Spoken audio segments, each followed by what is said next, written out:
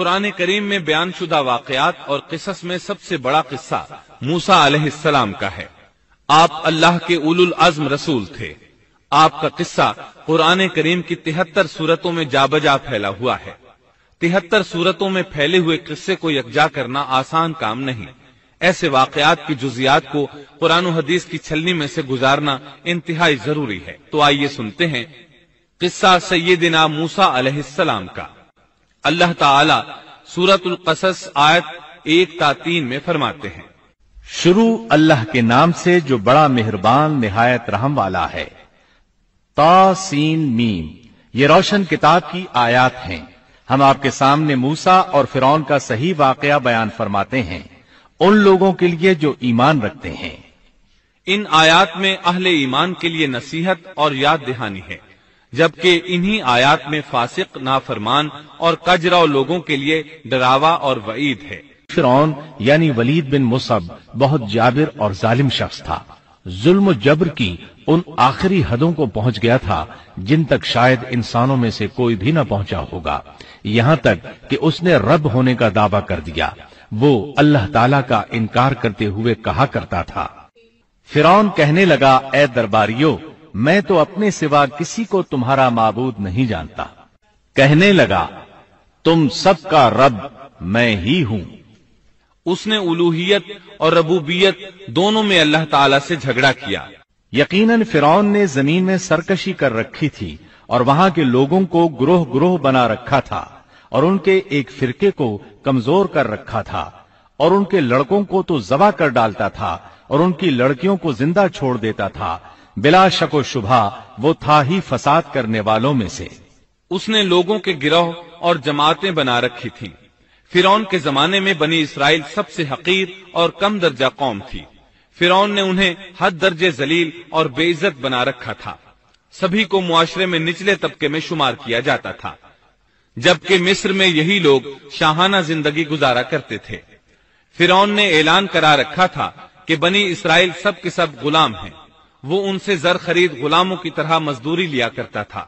ان کی عورتوں سے لونڈیوں باندیوں جیسا برتاؤ کیا جاتا تھا۔ وہ جو چاہتا تھا ان سے کرتا تھا۔ اس نے یہ حکم اپنی رعایا میں عام دے رکھا تھا۔ مصر کے باشندے اعلیٰ درجے کے لوگ سمجھے جاتے تھے، وہ قبطی کہلاتے تھے۔ فرعون نے بنی اسرائیل کو غلام اور محکوم بنا رکھا تھا اور اس نے ان میں سے ایک فرقے کو کمزور کر رکھا تھا۔ بنی اسرائیل اس ذلت سے نجات پانے کا انتظار کر رہے تھے، اور اس کی وجہ یہ تھی کہ انہیں ایک بشارت ملی ہوئی تھی۔ اس کے مطابق ان کا نظریہ تھا کہ فرعون کے گھر سے ایک بچہ نکلے گا جو انہیں نجات دلائے گا، اور یہ بھی بیان کیا جاتا ہے کہ یہ بشارت انہیں اس طرح ملی تھی کہ خود فرعون نے خواب دیکھا تھا کہ بیت المقدس سے آگ نکل کر مصر کی جانب بڑھتی چلی آ رہی ہے۔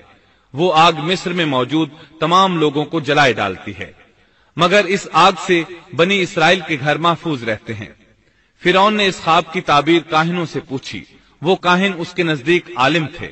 انہوں نے خواب کی تعبیر یہ بتائی کہ بنی اسرائیل میں ایک بچہ ایسا پیدا ہونے والا ہے جس کی وجہ سے مصریوں کی ہلاکت ہوگی۔ یہ تعبیر سن کر فرعون ڈر گیا۔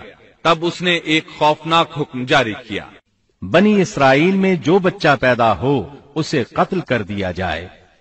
اللہ کی قدرت دیکھیے کہ ہارون علیہ السلام اس سے پہلے پیدا ہو چکے تھے اور موسیٰ علیہ السلام کی والدہ امید سے تھی۔ فرعون نے اپنا حکم یوں جاری کیا تھا کہ اگر ان کے ہاں بیٹے پیدا ہوں تو انہیں قتل کر دو، بیٹیاں پیدا ہوں تو انہیں زندہ چھوڑ دیا جائے۔ چنانچہ ایسا ہی کیا جانے لگا۔ ہر نومولود بچے کو قتل کیا جانے لگا، بچیوں کو چھوڑ دیا جاتا۔ یہ تھا بچوں کو ذبح کرنے کا حکم جو بنی اسرائیل میں شروع ہوا۔ اس کا طریقہ انہوں نے یہ اختیار کیا کہ ہر حاملہ خاتون کی نگرانی شروع کر دی۔ دایا عورتوں کے ذمے یہ ڈیوٹی لگائی کہ حاملہ مستورات کی اطلاع دیں گی، اور جو دایا اطلاع نہ دیتی اسے بھی قتل کر دیا جاتا۔ اس طرح فرعون اور اس کے وزیروں کو ہر نومولود سے باخبر رکھا جاتا تھا۔ ان دنوں سیدنا موسیٰ علیہ السلام کی والدہ اپنے حمل کے ابتدائی دنوں میں تھیں۔ انہوں نے اس بات کو چھپائے رکھا اور دایا کا کام کرنے والی عورتوں سے بھی خود کو چھپائے رکھا، یہاں تک کہ درد ذہ کا وقت آ پہنچا اور انہوں نے بچے کو جنم دیا۔ इस बारे में सिवाय करीबी लोगों के कोई नहीं जानता था। बच्चे की पैदाइश के बाद वो फिक्रमंद रहने लगी।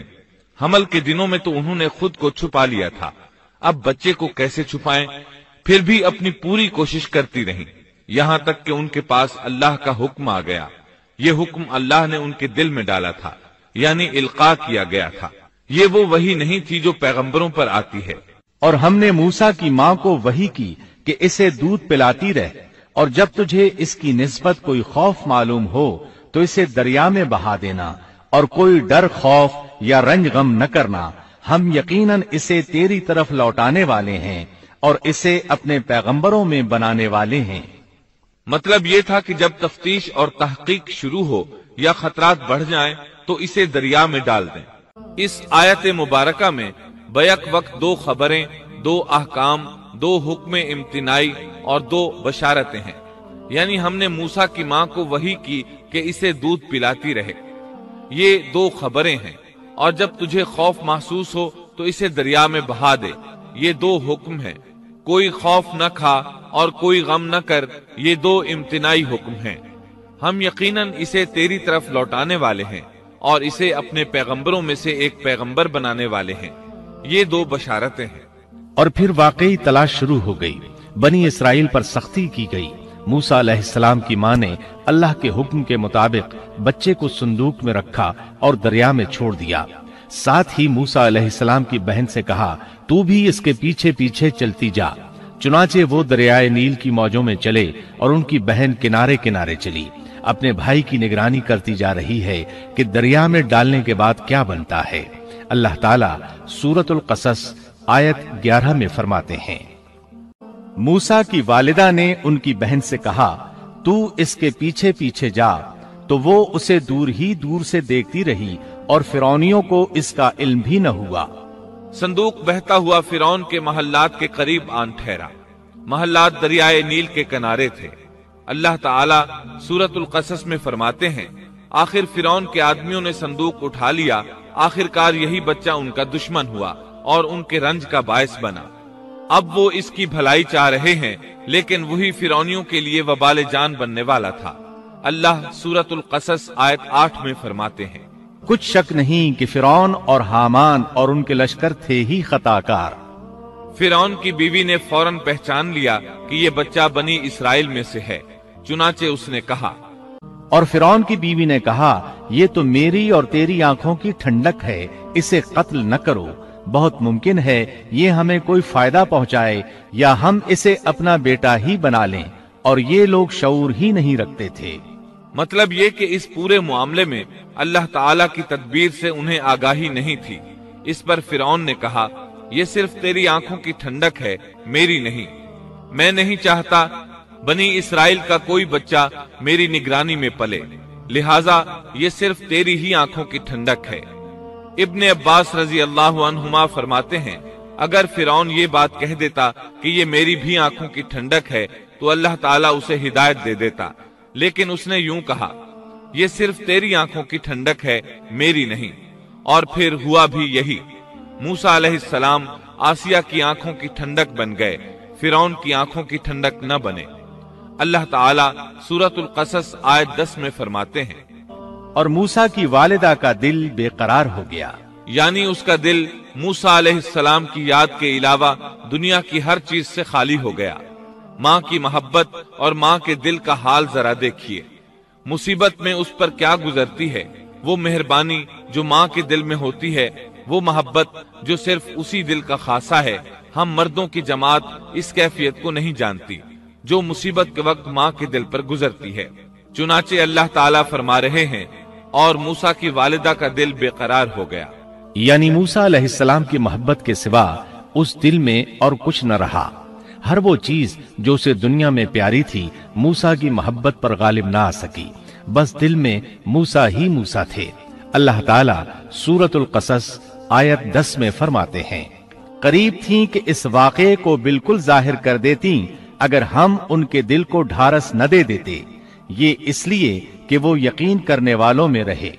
अब देखिए अल्लाह ताला के काम। उनके नूरे चश्म को किस तरह उनकी तरफ वापस लौटाया। बच्चा जब महल में पहुंचा तो उसने दूध के लिए रोना शुरू कर दिया। اس کے پاس دودھ پلانے والیاں لائی گئیں، لیکن بچے نے کسی عورت کا دودھ نہ پیا۔ آخر وہ بچے کو اٹھا کر باہر لائے۔ اللہ آیت 12 میں فرماتے ہیں، اور ان کے پہنچنے سے پہلے ہم نے موسیٰ پر دائیوں کا دودھ حرام کر دیا تھا۔ جو عورت بھی آپ کو دودھ پلانے کی کوشش کرتی ناکام ہو جاتی۔ اب ظاہر ہے یہ رکاوٹ تو اللہ تعالی کی طرف سے تھی، کوئی دودھ پلانے میں کامیاب ہو بھی کیسے سکتی تھی۔ ادھر موسیٰ علیہ السلام کی بہن دور کھڑی یہ سب دیکھ رہی تھی۔ سورۃ القصص آیت 12 میں ہے، یہ کہنے لگیں، کیا میں تمہیں ایسا گھرانہ نہ بتاؤں جو اس بچے کی تمہارے لیے پرورش کرے اور ہوں بھی وہ اس بچے کے خیر خواہ۔ انہوں نے پوچھا، اے بچی تو کیسے جانتی ہے کہ وہ اس بچے کی خیر خواہی کریں گی؟ بچی نے جواب دیا، اس لیے کہ وہ ایک غریب گھرانہ ہے، جب انہیں معلوم ہوگا کہ یہ بچہ فرعون کے گھر سے آیا ہے تو انہیں انعام و اکرام ملنے کی امید رہے گی۔ اس گھر میں ایک نیک سیرت خاتون ہے، وہ اس بچے کو بخوشی دودھ پلانا قبول کرے گی۔ انہوں نے کہا، چلو ٹھیک ہے۔ چنانچہ آپ کی بہن انہیں گھر لے آئی۔ والدہ محترمہ نے بچے کو دودھ پلایا تو آپ نے فوراً دودھ پینا شروع کر دیا۔ سیدہ آسیہ نے ان کی طرف پیغام بھیجا کہ وہ محل میں آ جائے اور جب تک بچہ دودھ پیتا رہے وہ اس کے پاس محل ہی میں رہے، لیکن موسیٰ علیہ السلام کی ماں نے انکار کر دیا۔ انہوں نے کہا، میرے اہل و عیال ہیں، میرے خاوند بھی ہیں، لہٰذا ان کے ہوتے ہوئے میں گھر نہیں چھوڑ سکتی۔ اب چونکہ بچے نے کسی اور کا دودھ پینا قبول نہیں کیا تھا، اس لیے وہ خود بچے کو لے کر آتے تھے۔ اس طرح موسیٰ علیہ السلام کی والدہ کا بے حد احترام ہونے لگا۔ فرعون کے ہر کارے تحفے تحائف ان کے گھر لانے لگے۔ اللہ تعالیٰ آیت 13 میں فرماتے ہیں، پس ہم نے اسے اس کی ماں کی طرف واپس پہنچایا تاکہ اس کی آنکھیں ٹھنڈی رہیں اور آزردہ خاطر نہ ہو، اور جان لے کہ اللہ کا وعدہ سچا ہے، لیکن اکثر لوگ نہیں جانتے۔ اس طرح موسیٰ علیہ السلام شاہی محل میں پلنے بڑھنے لگے، یہاں تک کہ 18 سال کے خوبرو نوجوان ہو گئے۔ اللہ تعالیٰ آیت 14 میں فرماتے ہیں، اور جب موسیٰ اپنی جوانی کو پہنچ گئے اور پورے توانا ہو گئے تو ہم نے انہیں علم و حکمت عطا فرمایا۔ نیکی کرنے والوں کو ہم اسی طرح بدلہ دیا کرتے ہیں۔ سبيل مريح تنهد يا صاحي كي تستريح وبث الدعاء الخفي الصريح يسعى